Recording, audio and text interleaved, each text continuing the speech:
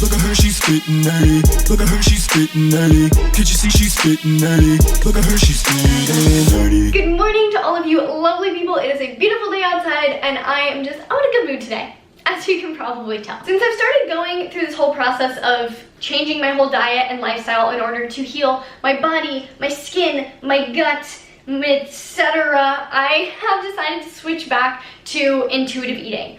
I have no aesthetic goals right now, so there's basically no point in tracking my calories. The way I see it, intuitive eating is great for balance. It's really good if you're in a good place and you just like want to maintain where you're at and eat intuitively and, you know, kind of have that mindset about food. Where if you're trying to change something drastically, that's where tracking can be exceptionally beneficial. Obviously, you know, if you have disordered thoughts about food, maybe it's not the best for you, but if you have like a healthy relationship with food, then there's absolutely nothing wrong with tracking, and that's going to be the most efficient way to make significant change. You know, since intuitive eating drives your body to stay where it's at, it can be really, really hard. Like if you're trying to gain weight with intuitive eating, your body reduces your hunger signals so that you stay at maintenance. So it's really hard to push your body past that unless you're tracking and you know how much you're actually eating. Like when I was going through my reverse diet, there is no way in heck I would have been able to push my calories that high without tracking, because I started to feel full after 1,000 calories, and so I needed to know how much I was eating in order to be able to continue to push my body to speed up my metabolism. Obviously, you don't have to track to change your body, you know, especially if tracking doesn't work for you. If it does cause you to be exceptionally restrictive, then that's fine. You can definitely make changes with intuitive eating, but in my opinion, it's just a lot easier to use intuitive eating for like maintenance, balance, etc., and tracking for trying to make active changes. It doesn't have to be like tracking calories versus intuitive eating where one is right and one is wrong and one is gonna make you fat and one is gonna screw up your relationship with food. Like, they're both really, really great tools, and if you can learn to use both those tools efficiently, then you just have more tools in your tool belt to do whatever you want to do. Right now I am making a little AIP compliant caffeine-free latte of sorts. I'm using roasted dandelion. Then I'm going to be adding into it some coconut milk, some coconut butter, just to add a touch of sweetness without adding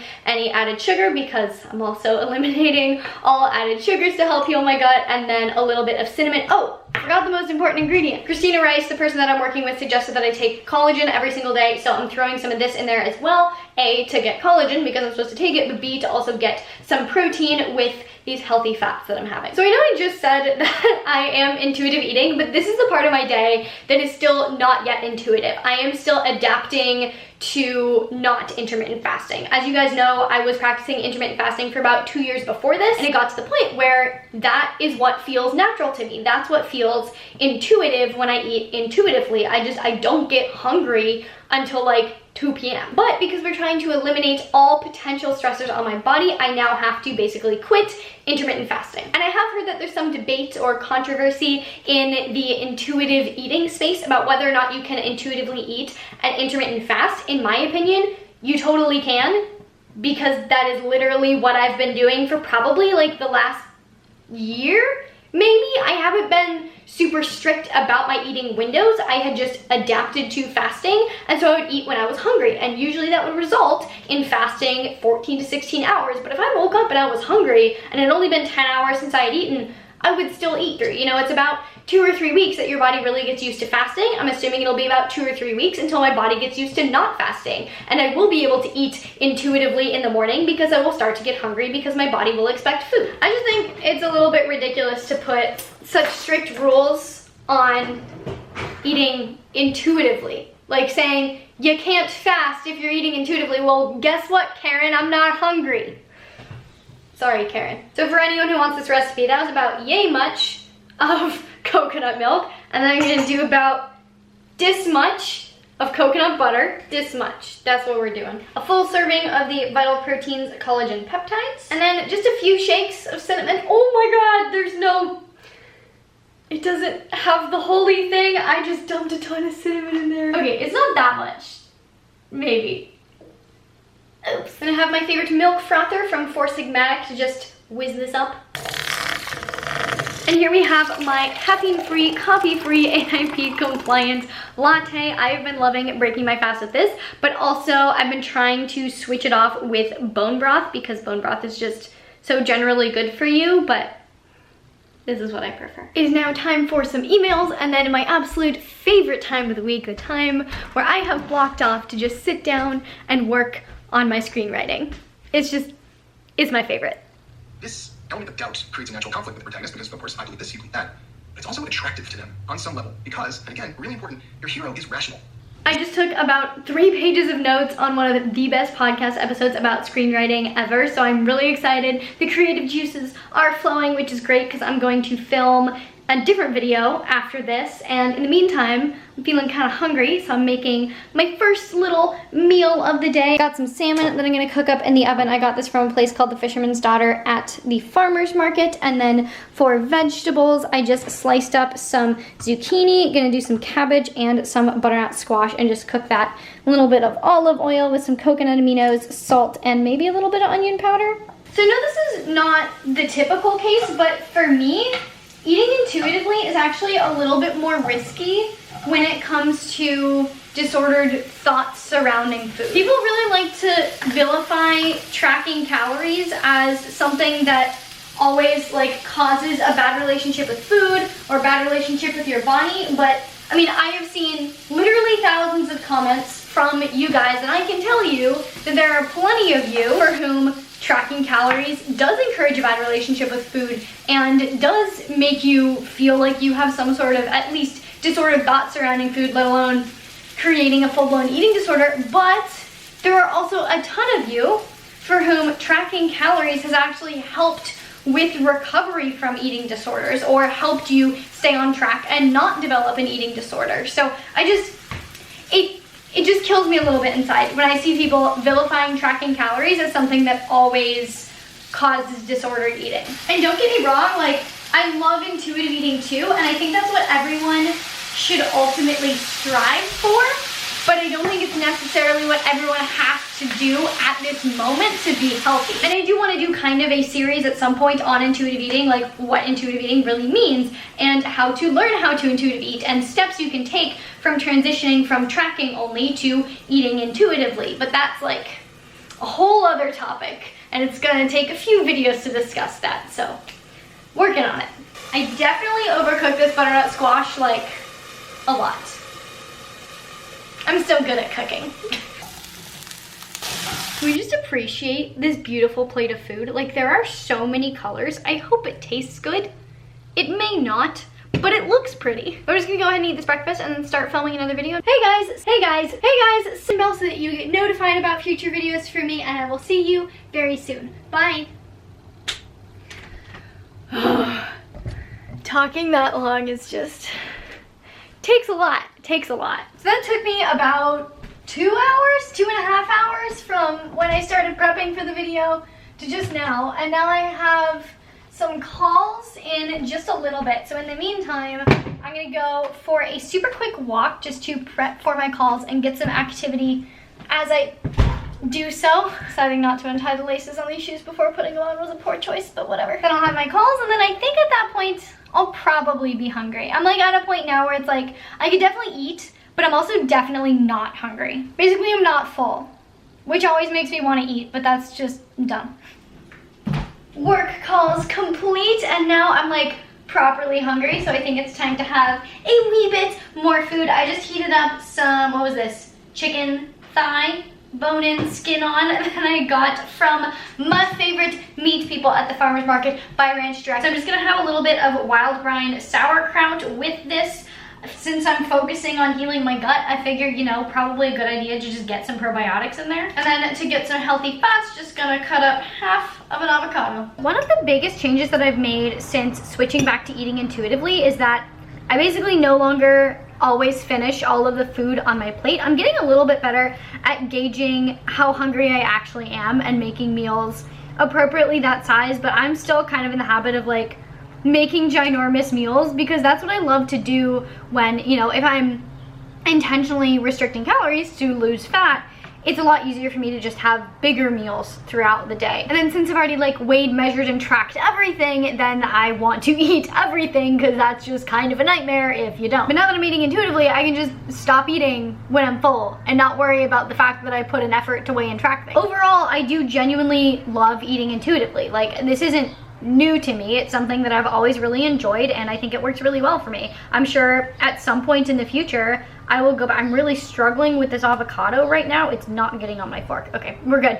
At some point in the future, I'm sure I'll go back to tracking when I have more aesthetic goals after I fix my health, but for now, like, I'm happy to keep eating this way. No joke, I think that is one of the best meals I have had in such a long time. That was so good. Chicken thigh is just,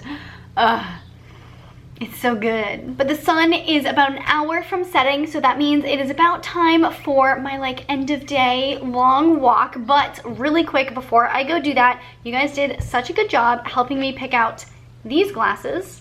Last time I did a little glasses try on, that I want your opinion on some new glasses. So basically what I ended up doing is I got these glasses from Warby Parker, and what I didn't know at the time when I asked you guys to help me pick is that they had blue light blocking glasses. I think it was relatively new, so I just like hadn't heard of it. So I ended up getting these as blue blockers. I'm just like so in love with the fact that they're like the crystal see-through frames and they're blue blockers. I don't know, that just seems cool to me. Maybe I'm just weird, but I got these in non-prescription because usually like when I need blue blocking, I'm on my computer, on my phone, etc. What I didn't realize is that my TV back there is just far enough away from the couch for everything to be a wee bit blurry when I have my blue blockers on and I'm trying to like watch a movie with my boyfriend or something like that. So I need a pair of prescription blue blockers. Also, like, going to the movie theaters and stuff will also be a lot more comfortable with, like, you know, if I can actually see what's on the screen. So what I decided to do is I got another free at-home try-on kit from Warby Parker, and I'm gonna try on all the glasses for you guys. And I want you to tell me which ones will be cutest for prescription blue blocking. Again, I went with the crystal theme. These are all like kind of more see-through lenses, or not lenses, see-through frames, because I just think, I don't know, I like the aesthetic for blue blockers. So are you ready? This is number 1, Percy in the color Chestnut Crystal. Ooh, ooh, I'm kind of feeling these, guys. I may have already like found my winners. We'll see. These are number 2, Lyle in Beach Glass. Ooh, hold up. I kind of like these two. I think I like the shape of the other ones better and the color of these better. They're like a deep blue crystal. Ugh. I'm gonna need your help because I cannot decide. Oh no, I love the color of these too. I got these are the Eugene in the narrow frame in rose crystal. Oh boy. Yeah, I like these too. This is a problem. I feel like with the reflection, it doesn't look quite as good as it really could. Like, oh, there, not reflection. Maybe these don't quite fit my face shape that well. I think they're a little bit, they aren't cat eye. No, they aren't cat eye at all. I don't know. Number 4 is Jane in Elderflower Crystal. I am just in love with the name of this color. It's kind of like a very clear beige almost, but I love the idea that it's like Elderflower Crystal. I don't know. I also love the shape of these too. Everything's like kind of similar, but like a little bit different. Help. There's a man walking up to my door right now. He's gonna see me filming myself. We're just gonna roll away. Awkward. No. Hi. A guy from Terminex wants to take care of our spiders. Honestly, that kind of sounds like a good deal, but I'm not gonna be home, so I guess the spiders will get to stay. Anyway, Jane and Elderflower, I am kind of a fan. And pair number 5 is Durand in Rosewater. I've tried these on before. These are basically the same as these glasses, like the same frame shape, which is really interesting. These are my like OG pair of glasses. So I'm a fan of the frame shape because it seems really familiar to me. And I also kind of like the color. Please vote down in the comments which one is your favorite, 1, 2, 3, 4, or 5, because honestly, I'm a lot more torn than I thought it would be. I like them all, so I need some help. I I'm really excited about this. I've gotten my last 2 pairs of glasses through Warby Parker. I got these as well as my sunglasses, which are in the car, so I can't really show them to you, but I promise you they're super cute and I love them. If you guys want to do their free at-home try-on as well, it's really, really cool. You just go to their website and you can pick out like your top 5 favorite frames from their website. They ship it to you entirely for free, give you a prepaid return label, so you get to try them on entirely for free. You get to spend 5 lovely days with your glasses frame, so you can like ask your friends and family's opinion, ask social media's opinion. It has saved me so much time in looking for glasses, because when I was looking for my first pair of glasses, I probably spent a good like 30 hours going to different glasses stores to like try on glasses, whereas this just like comes to your front door. So if you're someone who's in the market for a new pair of glasses or wants to try out some blue blocking glasses, then I do recommend you go to warbyparker.com/Marissa and you can get yourself a free at-home try-on kit. And the best part is that since Warby Parker is basically cutting out the middleman, glasses start at just $95, including prescription, anti-glare, and anti-scratch coating. And if you have an iPhone 10, they make it even easier for you to find the right glasses for your face, because it has the like face analyzer thing, so it interfaces with that and you can like visually try on the glasses via the app, and it can also like scan your face and recommend frames based on your face shape. So it's pretty cool. I stole my mom's phone to be able to try that out last time. Highly recommend you download it from the App Store. But anyway, it's now time for my walk, which means I need my regular prescription glasses so that I can see. Oh, these are very dirty. I really need to clean these. So I'm not hungry for dinner yet, but I did want to start prepping, so I just chopped up some of my veggies, threw together a little salad that I'll throw dressing on when I do get hungry, and then I'm making steak. And the coconut aminos in my breakfast inspired me. I've never made a marinade before. I have no idea what I'm doing. This might not work at all, but I'm gonna attempt to marinate my steak. So I currently just have some avocado oil, apple cider vinegar, some of the coconut aminos, salt. I threw in some garlic, and I'm gonna throw in some onion and then oregano and put the steak in it and refrigerate it and hope it does something yummy. I have approximately 2% level of confidence that this is gonna work. So fingers crossed. This is not what my milk frother is made for, but it's what I'm gonna use to blend up my marinade.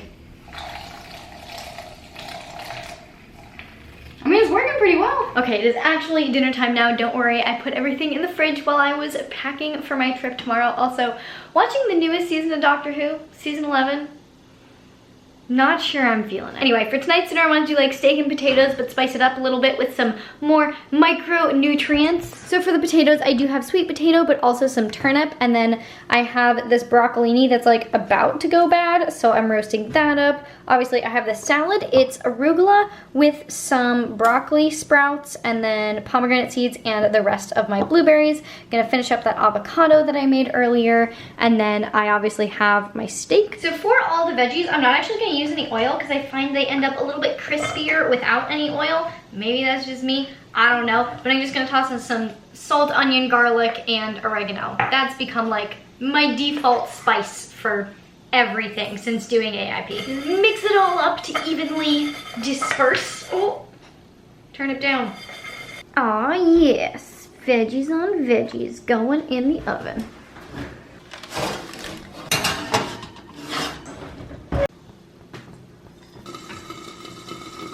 I definitely started cooking at just the right time because I'm now just the right amount of hungry to dig into this. This is quite a bit of food. I don't know if I'll finish it, but that's the beauty of intuitive eating. I don't have to finish it. I was wrong. This ended up being the perfect amount of food, like exactly right. I am full, satisfied, satiated, but not overly full. Like I don't feel like I stuffed myself at all. I probably could have stopped like 3 bites short for the perfect fullness, but wasn't about to waste like 3 bites of food. Okay, I am basically all packed for my trip. It's now basically my bedtime. So I think I can get ready for bed because it's my bedtime. I hope you guys liked this video. I hope it was insightful. If you have any questions about intuitive eating other than like how to start intuitive eating, because I promise I'll make a video about that at some point, let me know down in the comments below and I'll try to address it. Any questions on like my thought process while intuitive eating, how I feel about it, etc.